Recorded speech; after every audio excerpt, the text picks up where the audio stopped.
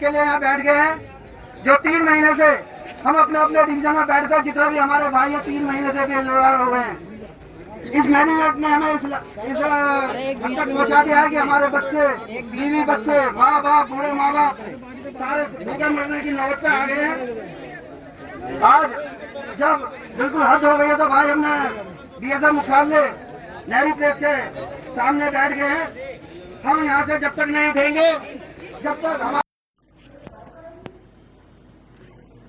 BSES राजधानी power limited के MG में काम करने वाले लाइनमैन हेल्पर को पिछले 3 महीनों से वेतन नहीं दिया गया और साथ ही उनको काम पर से भी निकाल दिया गया। इन सब मांगों को लेते हुए साथ ही 480 लड़के जो हैं वह इस वक्त धरने पर बैठे हुए हैं। उनका एक यह भी मांग है कि ठेकेदारी हटाओ, संविधान बचाओ के राष्ट्रीय अध्यक्ष DC कपिल जो सरकार और BSES कंपनी मैनेजमेंट के साथ लगातार आउटसोर्स कर्मचारियों की एक लंबे समय से लड़ाई लड़ते हुए इस धरना प्रदर्शन को संबोधित कर रहे थे।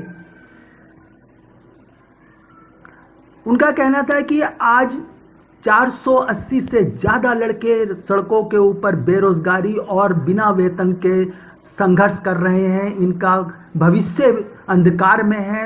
BSES को इनको वापस नौकरी पर रखना चाहिए। साथ ही पिछला बकाया जो भी वेतन है वह भी शीघ्र अति शीघ्र इन सबका भुगतान किया जाना चाहिए। कुतुब मेल के लिए योगेश भट्ट, दिल्ली। आगे भी नहीं जाने दे रहे हैं।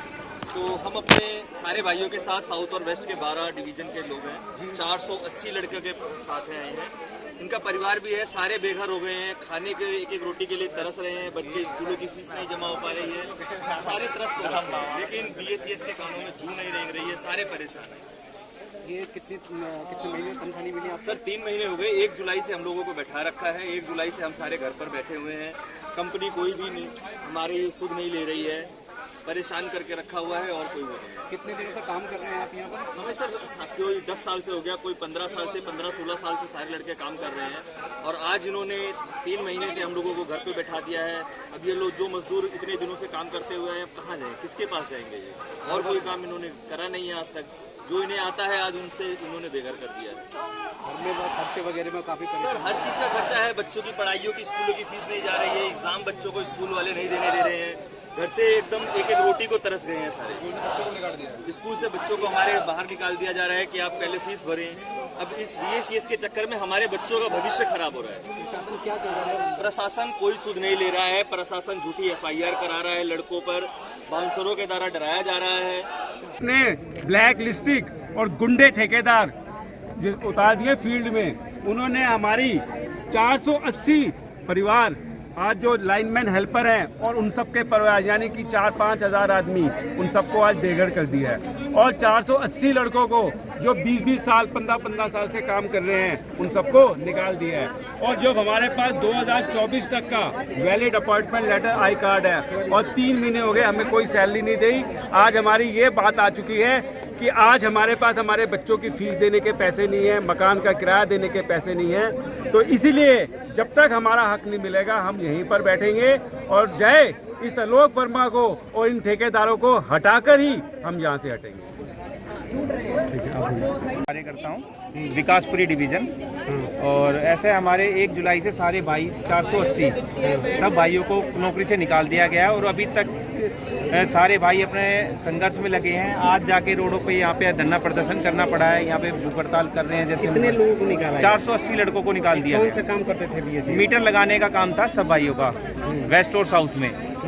जो नए ठेकेदार BSES ने नियुक्त करे उसके बाद इन सभी भाइयों को बाहर निकाल दिया गया। मोबाइल तो किस वजह से आप लोगों को हटाया गया है, क्या कहा गया? बस नए ठेकेदार आने के बाद कह रहे हैं हम अपनी लेबर लाएंगे, अपना काम करेंगे। जो 15-15 साल से 20-20 साल से कार्य कर रहे थे सब भाइयों को बाहर कर दिया गया और नई लेबर भर्ती करने लग गए कि हम तुम्हें नहीं रखेंगे, दूसरी लेबर लाएंगे। कारण क्या बता रहे हैं? क्यों? कारण कुछ भी नहीं है जिनका। और बकायदा सबके से आपको हटाया गया है? 1 जुलाई से। तो उसी के विरुद्ध में आज लोग हाँ जी, हाँ जी। आप लोग की मांगे क्या है? मांगे जी हमें दोबारा नौकरी पर रखा जाए दोबारा हमें जैसे हम काम करते आए थे वैसे हमें काम दिया जाए, बस यही मांग हमारी है कि हमें बाहर ना निकाला जाए। 480 लोग हैं, दिल्ली भर में काम करते हैं। हाँ जी, पूरी दिल्ली में काम करते हैं, पूरा वेस्ट और साउथ में। क्या क्या काम ये लोग करते हैं? घरों में नए कनेक्शन, मीटर लगाने का कार्य करते हैं।